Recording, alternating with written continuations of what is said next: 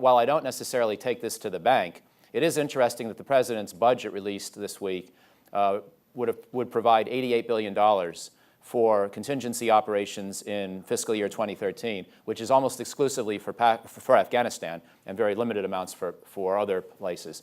And as the Panetta testimony said yesterday to Congress, that presupposes 68,000 U.S. troops remaining in Afghanistan through fiscal year 2013. Now, do I really think that's going to happen? Not necessarily.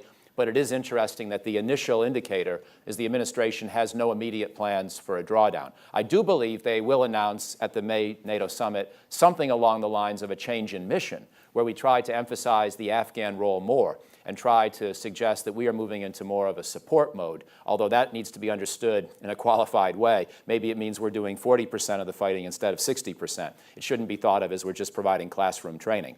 We're going to be out on the battlefields for a couple more years, I think, if the current strategy remains relatively intact.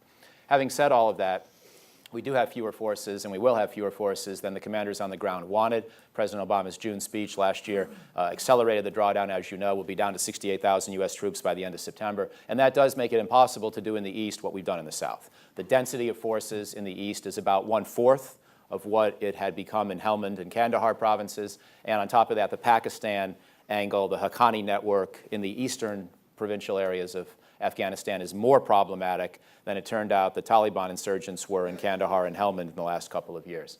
So we're going to have to view this as a whole different kind of operation. In military terms, there's a lot of other aspects to your question, but I won't go on the political side just yet. And I know my fellow panelists will want to comment on that too. But in military terms, we're going to have to rely a bit more on the Afghans than we would have previously wanted. And we're going to have to leave them with a bit more of a war still to fight and win on their own, or with us in a very limited support capability 2014 and beyond.